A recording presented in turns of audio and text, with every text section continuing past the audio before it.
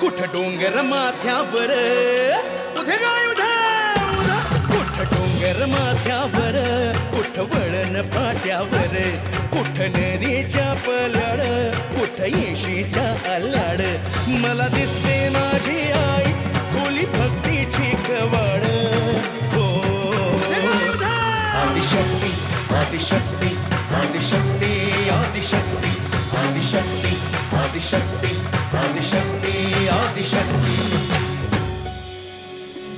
कुठ तिची मोहक माया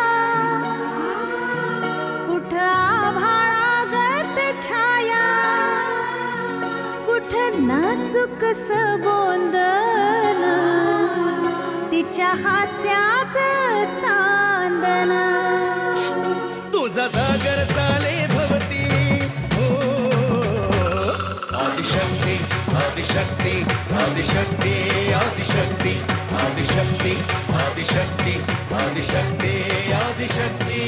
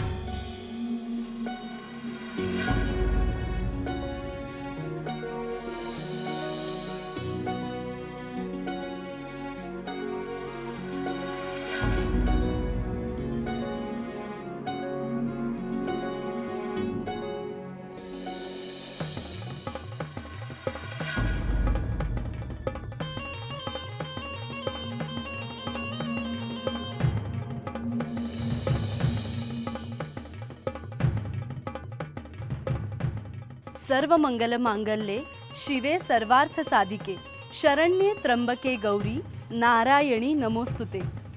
नमस्कार. आदिशक्ती या मालिकेत मी विभावरी प्रधान तुमच्या सगळ्यांचं मनपूर्वक स्वागत करते. आज आपण दर्शन घेणार आहोत आदिमायेच्या आणखीन एका जागृत रूपाचं. त्यासाठी आपण आलोय महाराष्ट्राची सांस्कृतिक राजधानी असलेल्या पुणे शहरात आणि दर्शन घेणार आहोत पुण्यातील जागृत आदिशक्तीचं स्थान असणाऱ्या तळजाई मातेचं. चला.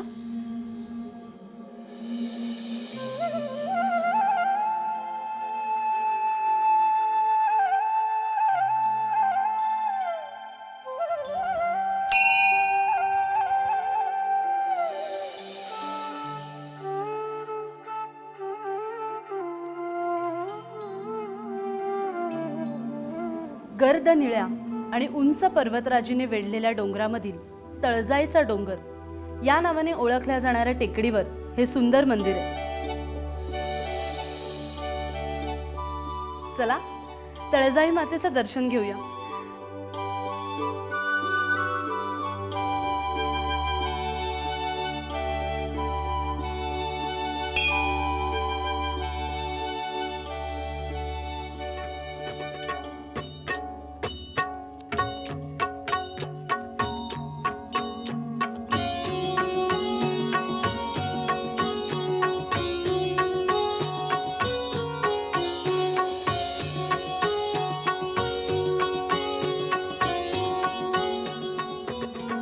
तळजाई मातेचा उत्सव अश्विन शुद्ध प्रतिपदेतील नवरात्राचे 9 दिवस असतो. या उत्सवाला पुणे शहर आणि आसपासच्या शहरातून भक्तांची अलोट गर्दी लोटते. तळजाई मातेला पुरणपोळीचा नैवेद्य दाखवला जातो आणि दिवसातून एकदा तिची आरती केली जाते. श्री तळजाई मातेचे परम भक्त अप्पासाहेब थोरात यांना स्वप्नात दृष्टांत दिला आणि सांगितलं की तू माझा उत्सव सुरू कर.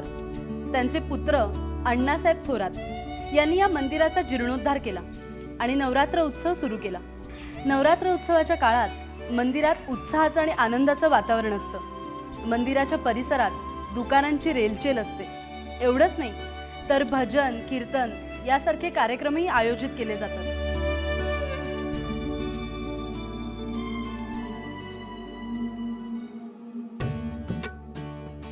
तळजाईचा डोंगर आणि आजूबाजूचा परिसर निसर्गरम्य सौंदर्याने नटलेला आहे. या उंच टेकडीवरून पुणे शहराचा नयनरम्य देखावा आपल्याला दिसतो.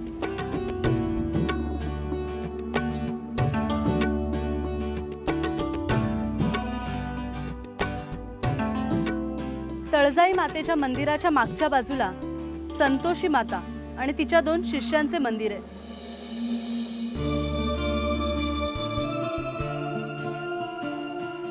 श्री तळजाई मातेच्या मंदिराच्या मागच्या बाजूला हे छोटंसं तळ आहे. पावसाळ्यात हे तळ संपूर्ण भरलेलं असतं, पण उन्हाळ्यात मात्र ते कोरडं पडतं. या तळ्यातूनच तळजाई माता प्रकट झाली अशी आख्यायिका सांगण्यात येते.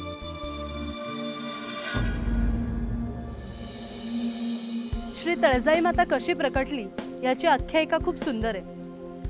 दररोज गुरांना चारण्यासाठी नेणाऱ्या एका धनगराला तळजाई मातेने दृष्टांत दिला आणि मी याच डोंगरावर असल्याचे त्याला सांगितले. श्री तळजाई मातेच्या दृष्टांतानुसार त्या धनगराला तिथे देवीचे 2 सुंदर तांदळे दिसले.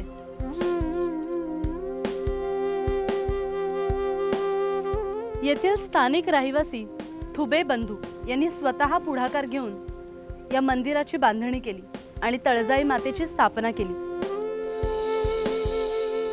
1890 मध्ये बांधलेलं हे छोटंसं मंदिर पुणेकरांचं श्रद्धास्थान कधी बनलं ते कळलंच नाही.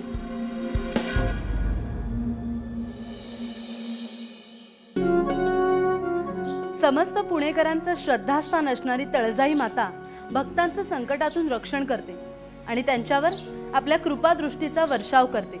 तिच्या एका भक्ताला तिने संकटातून कसं वाचवलं आणि आपल्या महिम्याचा त्याला कसा साक्षात्कार दिला ते आता बघूया.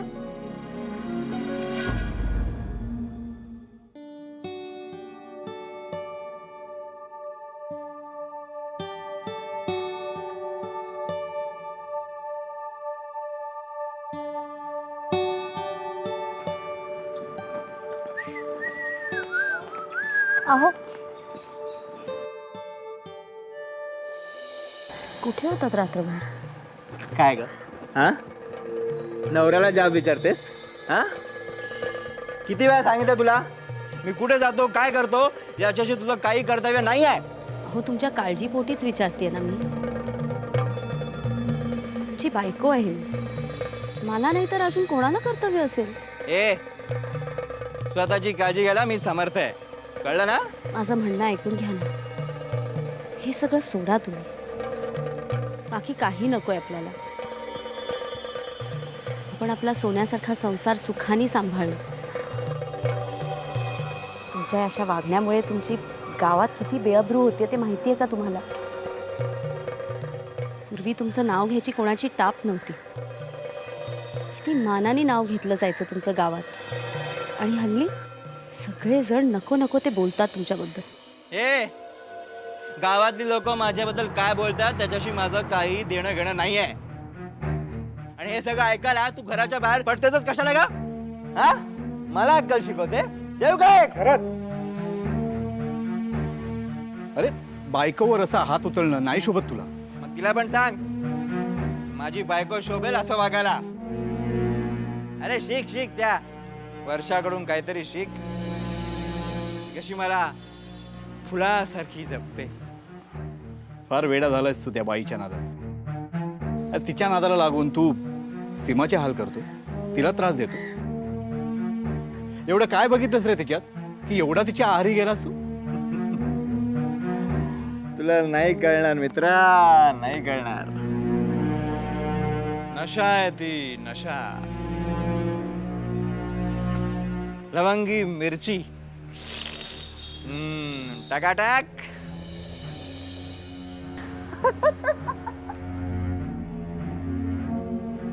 आणि तुझ्यासारख्या मिळमिळीत जगणाऱ्या माणसाला त्याचा ठसका कधीच लागणार नाही. शी, काय रे तुझी ही भाषा? त्या बाईच्या नादामुळे सीमा वहिनीनं किती दुखवतोय त्याची कल्पना आहे तुला? अजूनही वेळ गेलेली नाहीये. हे बघ, एक मित्र म्हणून तुला मी सल्ला देतोय, सांभाळ स्वतःला. ऐक माझं. ए, तुझे सल्ले ना तुझ्याजवळ ठेव, कळलं ना? मला त्याची काही गरज नाहीये. आणि काय रे, तू माझा मित्र आहेस ना? मग माझी साथ द्यायची सोडून मला काय 4 गोष्टी ऐकवतो? आणि हे बघ, तू सांगतोयस म्हणून मी वर्षाकडे जाणं सोडणार नाहीये. का माहितीये? कारण ती माझी जान आहे, जान. कळला जानू?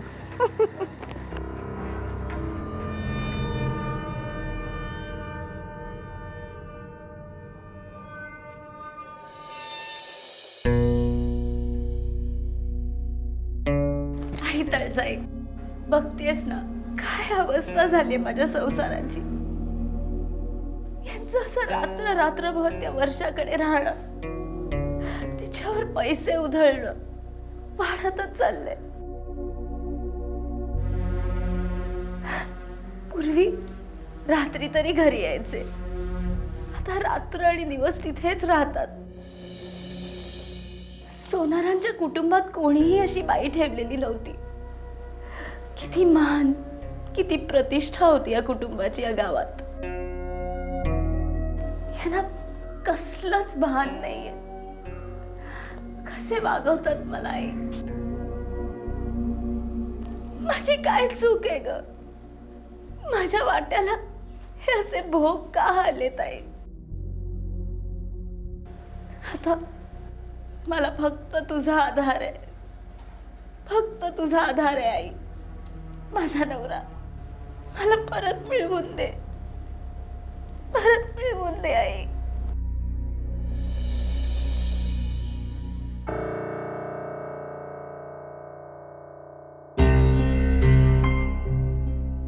वहिनी, कुठे आहे शरद? झोपलेत ते. भाऊजी, अहो तुम्ही समजवा ना यांना. काय समजवू? अहो मी काय कमी समजवायचा प्रयत्न करतोय का? पण कुणाचं ऐकतच नाही आहे तो. स्वतःच्या पायावर कुऱ्हाडी मारायला निघालाय तो. त्याला कोण काय करणार? मी पण यांना सावध करायचा खूप प्रयत्न केला, पण काहीच उपयोग नाहीये. घरादाराकडे, माझ्याकडे सतत दुर्लक्ष करतायत. पूर्वी असे नव्हते हो. खूप चांगला मित्र आहे तो माझा. अगदी चांगलाच ओळखतो मी त्याला. कुठल्याही बाईकडे वर नजर करून देखील बघायचा नाही. पण त्या बाईच्या नादाला कसा लागला कोणास ठाऊक. मोह आवरता आला नाही की असं होतं. मोहाच्या चिखलात एकदा माणसाचा पाय रुतला ना की तो आत खोल खोल शिरत जातो. आता माझ्या प्रेमाची आणि देवीच्या भक्तीची वेल बळकट करायचा प्रयत्न करणार आहे मी. तीच त्यांना या चिखलातून बाहेर काढू शकते.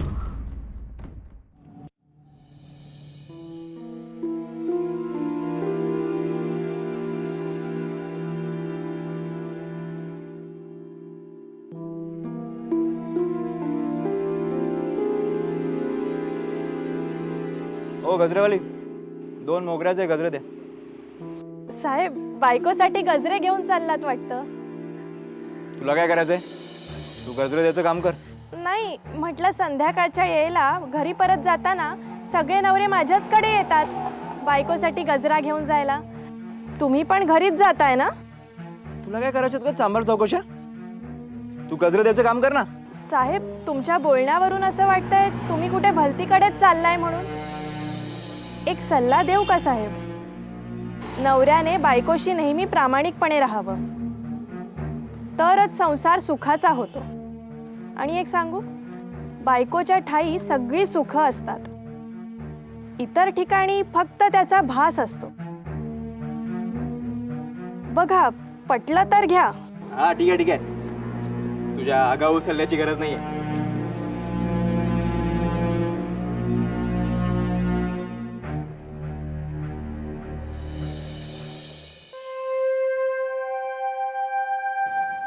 सीमा, ए सीमा, अगं सीमा, अगं कशी आहेस तू? तुलाच हाक मारत होते. सीमा, तू का पळतेस आमच्यापासून हे माहीत आहे मला. तुझ्या नवऱ्याच्या कृत्याची लाज वाटत असेल ना तुला. पण जाऊ दे, मी इतर बायकांसारखे तुला टोमणे मारणार नाही. हा सीमा, पण आम्ही जे ऐकले ते खरं आहे का गं?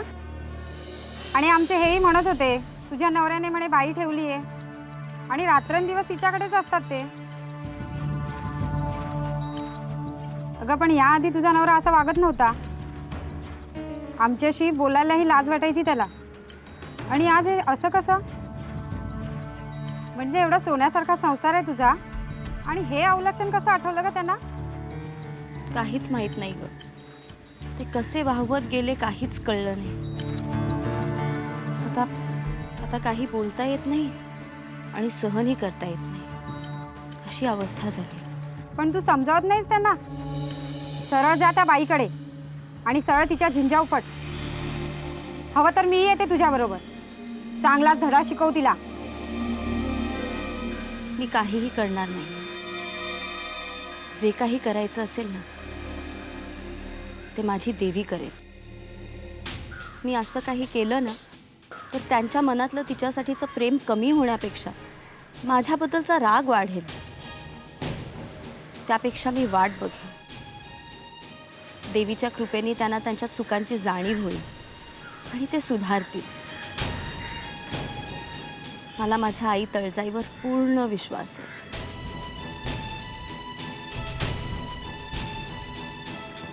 बिचारी. पण ती बाई कोण आहे अशी? बघायलाच हवं. तिनं सीमाच्या नवऱ्याला नादाला लावलं.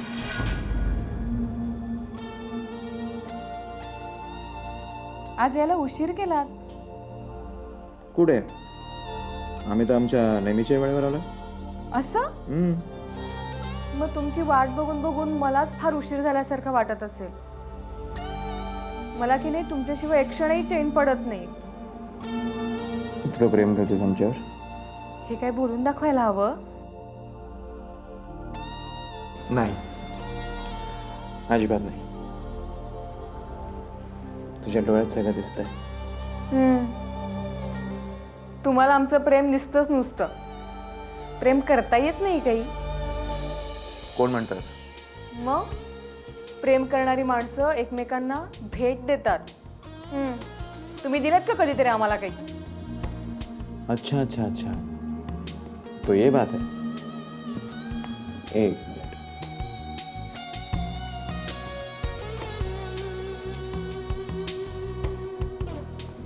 डन.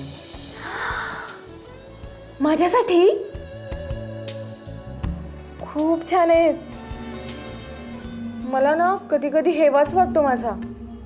तुमच्यासारखी इतकी प्रसिद्ध श्रीमंत असा मी माझ्यासारख्या मुलीच्या प्रेमात पडलीच कशी?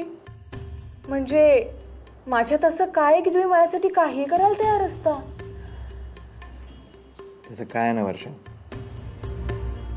सौंदर्याने स्वतःचं मूल्यमापन स्वतः कधीच करू नये.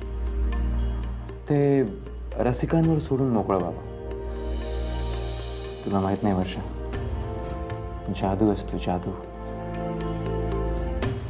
अहो पण तुमची एक लग्नाची बायको आहे. माझ्यामुळे तुमच्या संसारात खडा पडेल. गावात तुमच्या इज्जतीला बट्टा लागेल. तुम्हाला भीती नाही वाटत याची? नाही, अजिबात नाही. अगं, प्रेम करणं काय गुन्हा आहे का? आणि अशा फालतू गोष्टींकडे मी लक्ष देत नाही. तूही देऊ नकोस. तू फक्त आनंदात राहा आणि आम्हाला आनंद देत राहा. ते मी तुम्हाला घर दुरुस्त करण्यासाठी पैसे आणायला सांगितले होते. तुम्ही आणलेत? हो, आणलेत ना.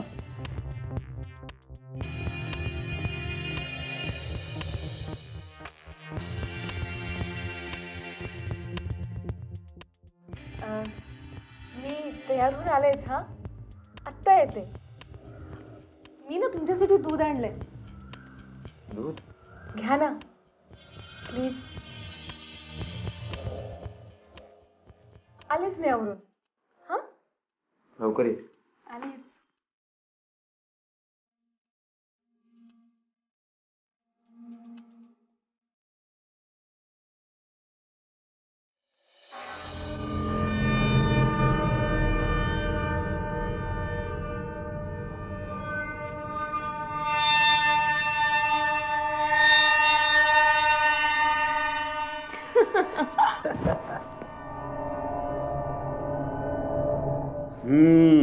हे घ्या पैसे. काम झालं तुमचं. खूपच हुशार आहेस तू. हं? अगदी करेक्ट. गायला लावलंस त्या शरदला. मग तुम्हीच तर मला सांगितलं ना, शरदला फसव, नादाला लाव आणि पैसे उकळ. तुमच्यावरच्या प्रेमाखातरच केलं मी हे सगळं. म्हणून तर तू मला खूप आवडतेस. अगं तुझ्यासारखी प्रियासी मिळायला भाग्य लागतं, भाग्य. आता फक्त एक काम करायचं, असंच त्या शरदला लुटत राहायचं आणि मग मिळणाऱ्या पैशात आपण दोघांनी ऐश करायची, ऐश.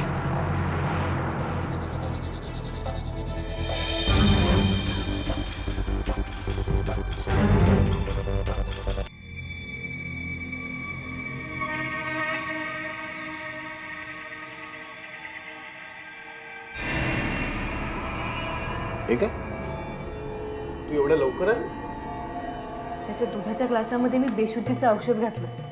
आत्ता बोलता बोलता शुद्ध हरपली त्याची आणि उरलेले सगळे आणले घ्या. शाबास. असाच हळूहळू ऐवत जमा करायचा. हं? मी तुमचं सगळं ऐकते, पण तुम्ही अजून लग्नाचं दिलेलं वचन कुठं पूर्ण केलं? अरे डार्लिंग, करणार ना ते तर नक्की पूर्ण करणार. पण मला सांग, माझ्या या राणीसारख्या प्रियसीला राणीसारख्याच्या महालात नको ठेवायला? हं? हो की नाही? मग आता फक्त एक शेवटचं काम करायचं. आता काय करायचं? काय विशेष नाही. काय, त्या शरदला पूर्णपणे जाळ्यात घ्यायचं आणि त्याच्या बंगल्यावर राहायला जायचं आणि त्या बंगल्याचा ताबा घ्यायचा. काय असं दूर राहून त्याला किती काय लुटणार नाही का आपण? आणि काय त्याचा थोडा थोडा खजिना लुटण्यापेक्षा एकदाच अलिबाबाच्या गुहेत शिरलेलं काय वाईट? असा विचार फक्त तुम्हीच करू शकता. म्हणजे आता आपण शरदच्या घरात राहायला जायचं, त्याची सगळी संपत्ती लुटायची, त्याच्या बंगल्यावर ताबा घ्यायचा. येस. आणि त्याला आणि त्याच्या बायकोला हाकलवून द्यायचं. केवढी रात्र झाली, हे अजूनही घरी परत नाही आले. तसेही रोज पहाटेच घरी येतात,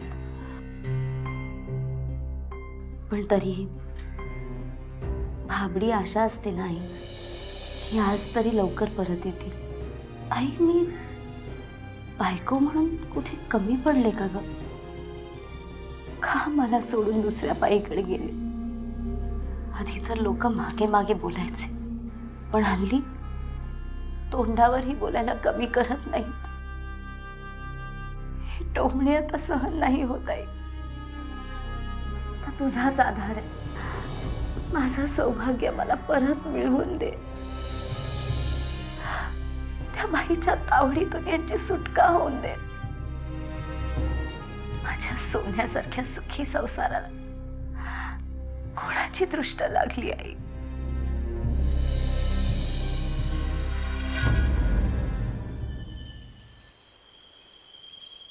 अहो, उठा ना. घरी नाही का जायचं तुम्हाला? किती त्रास देणार आहात अजून? घरी जावंसच वाटत नाही ग. का? काय करू घरी जाऊन? माझं जग तर इथे बसलंय. म्हणे माझं जग तर इथं वसलंय. इतकं प्रेम करता माझ्यावर आणि मला ठेवलं या खोराड्यात, आणि तुमची बायको मात्र राहते तिकडे बंगल्यामध्ये. अरे पण तुला पैसे दिलेत ना हे घर दुरुस्त करायला. घर दुरुस्त करायला पैसे दिले, पण घर ते घर आणि बंगला तो बंगला. खरं सांगू वर्षा, तुला सुद्धा मला बंगल्यात ठेवण्याची खूप इच्छा आहे. मग घेऊन चला ना मला तुमच्या घरी. माझ्या घरी? हो. का? बायकोला घाबरताय की काय? हां, छे, तिला कोण घाबरते? दिवसा तुम्ही तुमच्या घरी असता आणि मी माझ्या घरी. मला एवढा सुद्धा विरह सहन होत नाही हो हल्ली. असं म्हणतेस? ठीक आहे, मग तू चल माझ्या बरोबर. खरंच की काय? तुमचं हे असं जीव ओवाळून टाकणं मला इतकं आवडतं ना. मी आले चौरून, आत्ता आले. थांबा.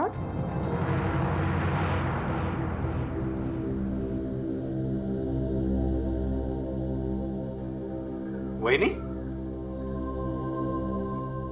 काय हो? अहो, रात्रभर इथंच बसून आहात की काय?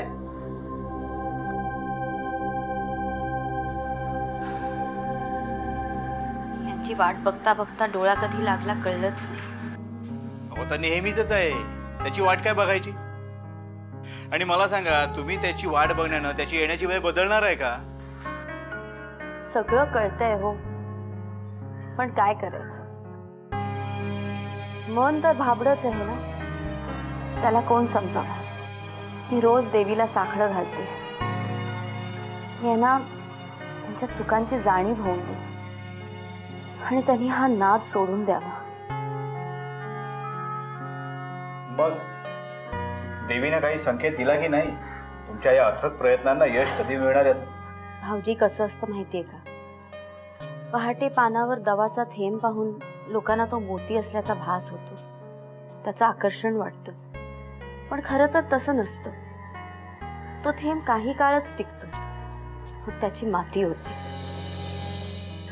ह्यांच्या बाबतीत पण असंच झालंय. त्यांना एक दिवस कळेल की तो मोती नसून त्यांच्या आयुष्यात विष कालवू पाहणारा खडा होता, आणि त्यांचं ते आकर्षण संपेल आणि ते माझ्याकडे परत येतील. माझा आई तळजाईवर पूर्ण विश्वास आहे, ती त्यांना योग्य मार्ग दाखवेल.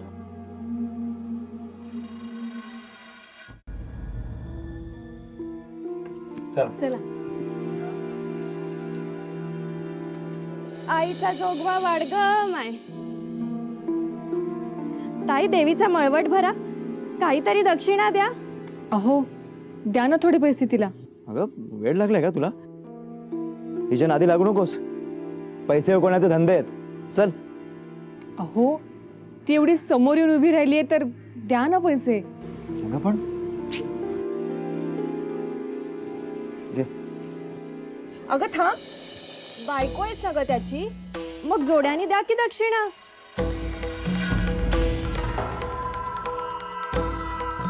काय ग, काय झालं? नाही, मी यांची बायको नाहीये. काय, तू यांची बायको नाहीयेस? मग मी तुझ्याकडून नाही घेऊ शकत दक्षिणा. हा मान फक्त सुवासिनींचाच असतो. आणि लग्नाशिवाय एकत्र राहणाऱ्यांना काय म्हणतात माहिती आहे ना? आणि तुम्ही हो दादा, तुमचं लग्न झालंय ना?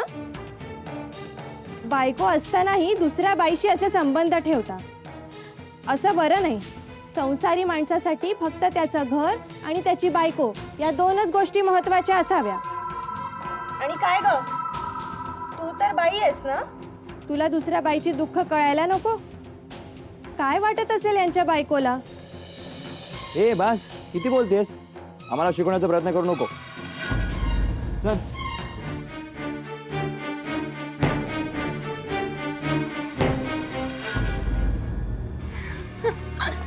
ये वर्ष.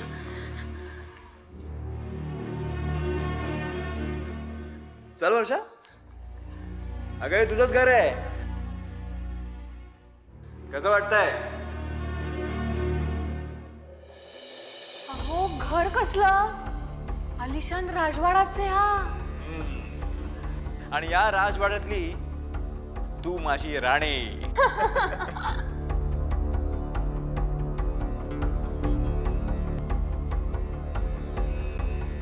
शरद, काय आहे? या बाईला तू चक्क घरात घेऊन आलास? अरे वहिनीचा थोडा तरी विचार करायचा ना तू. हे बघ, त्याची मला परवा नाही.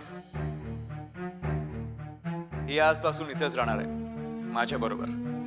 अरे पण हे बघ,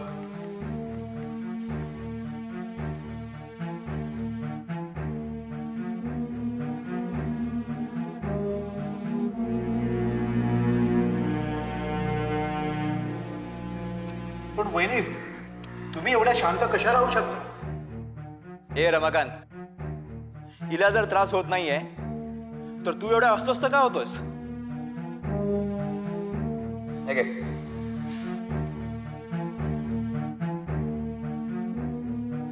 चल वर्षा. अरे ए शरद,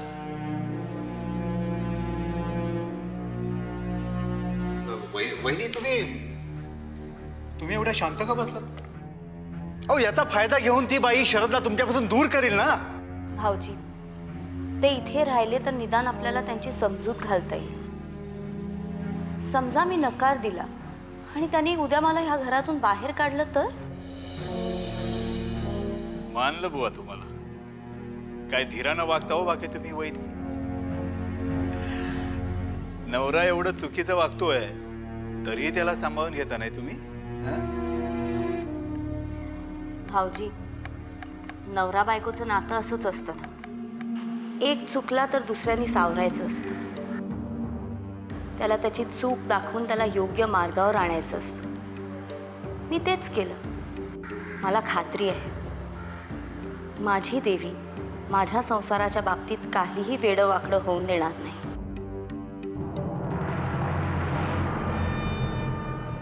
अजून काय वेडं वाकडं व्हायचंय. आत्ता वर्षा या घरात आली आहे. तुला आणि शरदला कसं घराबाहेर काढून हे घर ताब्यात घेतो ते बघच. चहा. हा ठीक आहे, ठेव इथे. हे काय तू अजून वर्षाला उठवलं नाहीस? ती अजून झोपली.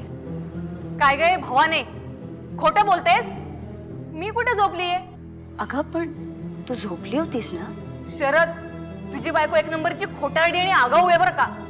सीमा, यापुढे वर्षाला दुखवण्याचा प्रयत्न केलास ना तर याद राख, थोबाड फोडून काढेन. बघतेस काय तिच्याकडे चाण?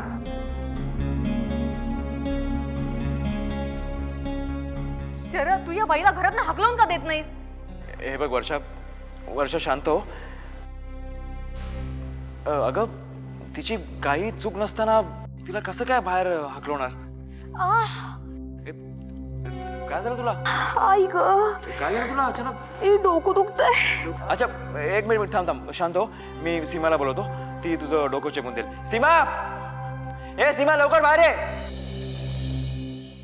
सीमा, हिचं डोकं दुखतंय, चेपून दे. अरे बघतेस काय, डोकं चेप ना. बरं वाटेल ना, ती चेपून दे तुला. थांब, आधी मला चहा पिऊ दे.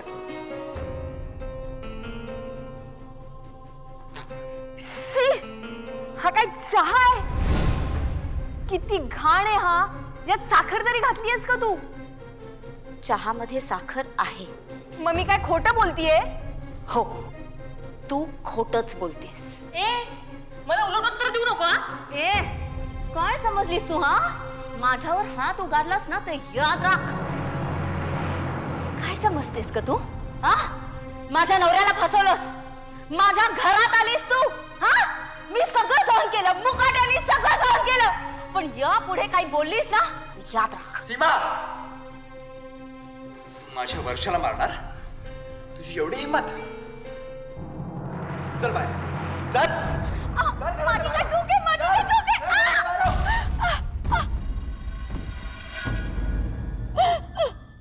माझ्या वर्षाला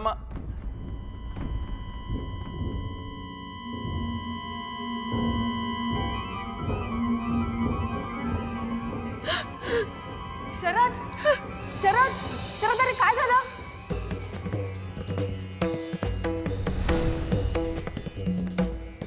शरद, शरद, काय होतंय तुला? शरद, शरद, काय झालं तुम्हाला? शरद, उठा ना. काय झालं तुम्हाला? डॉक्टर, तुम्ही आठवडाभर यांना तपासताय, यांचा उपचार करताय, पण काहीच उपयोग होत नाहीये. नेमकं काय झालंय यांना? शरदचे रिपोर्ट पाहून मला असं वाटतं की शरद यापुढे कधी बोलू, ऐकू आणि चालू शकणार.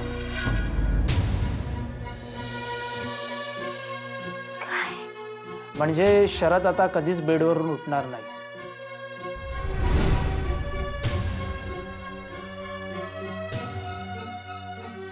तुम्ही लवकरात लवकर त्याला हॉस्पिटलमध्ये दाखल करा.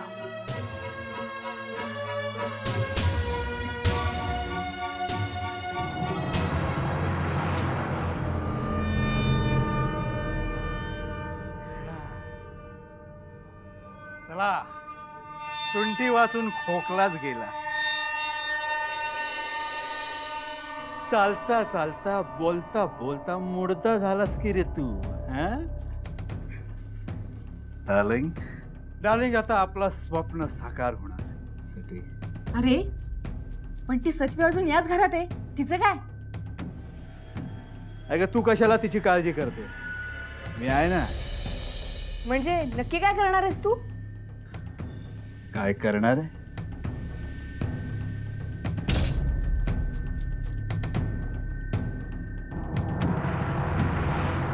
शरदला संपवणार आहे.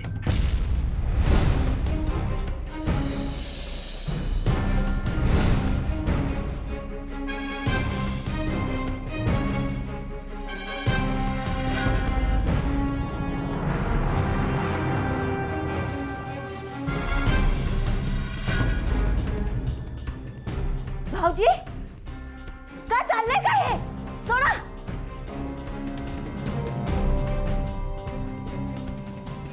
तुम्ही हो मीच केलं हे सगळं. संपवायचंय मला या शरदला. याला संपवण्यासाठी मीच या वर्षाला याच्या समोर आणली आणि याला फसवलं. कारण मला हे ऐश्वर्य हवंय, ही सगळी संपत्ती मला हवी आणि त्यासाठी मी काहीही करू शकतो. नीच माणूस मी आजपर्यंत पाहिला नव्हता. आणि यापुढं तुला माझ्यासारखा नीच माणूस पाहायला देखील मिळणार नाही. वर्षात धर तिला.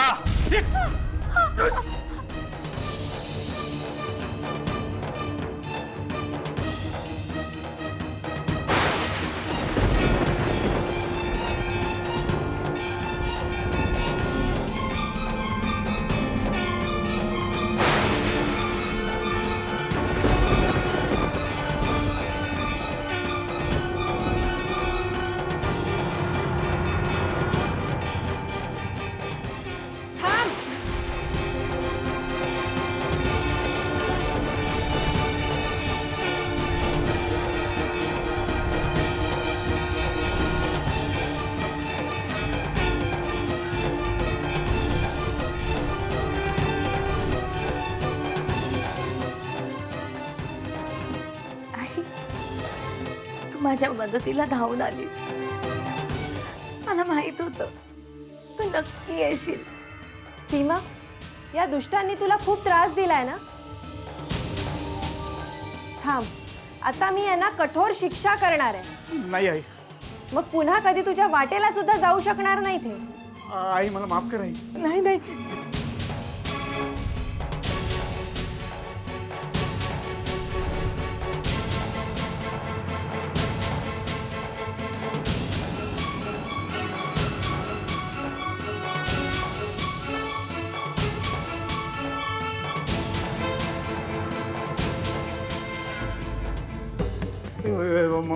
मला काही दिसत नाहीये. वर्षा, ए शरद, आई आई आई आई हे काय होत आहे? आई आई यांना माफ कर. यांना कठोर शिक्षा नको करूस ग. बघा, तुम्ही दोघे इतके वाईट वागलात हिच्याशी, तरी सुद्धा तुम्हाला माफ करायला सांगतेय ही. आम्हाला माफ कर देवी, आम्हाला माफ कर. आई पुन्हा आयुष्यात असं कधीच वागणार नाही. आई माफ कर मला आई. आणि या दोघांच्या यांच्या आयुष्यातून पण दूर निघून जाऊ. आम्हाला माफ कर आई. आई चुकलो आम्ही. ठीक आहे, पण एक गोष्ट नेहमी लक्षात ठेवा, दुसऱ्या कोणालाही अजिबात त्रास द्यायचा नाही. कारण जे तुम्ही त्यांच्याबरोबर कराल तेच कधीतरी तुमच्याबरोबर सुद्धा होऊ शकतं.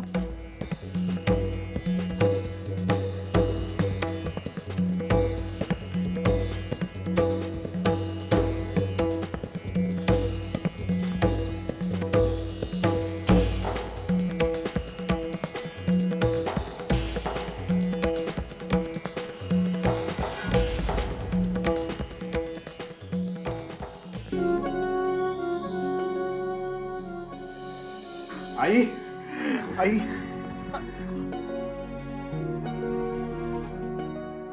सीमा, तुझ्या श्रद्धेने प्रसन्न केलंय मला. तुला काय हवं ते माग माझ्याकडून. आई फक्त माझ्या नवऱ्याला बरं कर. मला बाकी काही नकोय.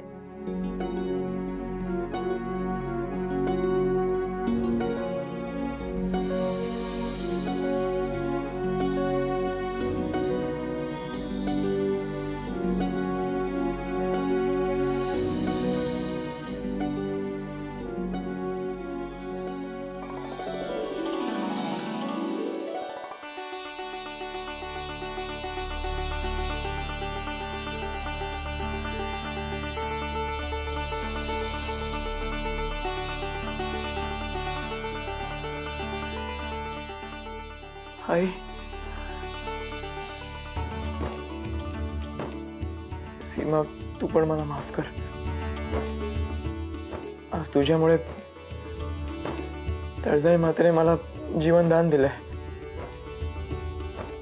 आई तू खरंच धन्य आहेस. तू माझं कुंकू मला परत केलंस. तू धन्य आहेस आई. बोला तळजाई मातेचा. उदो उदो बोला तळजाई मातेचा. उदो उदो.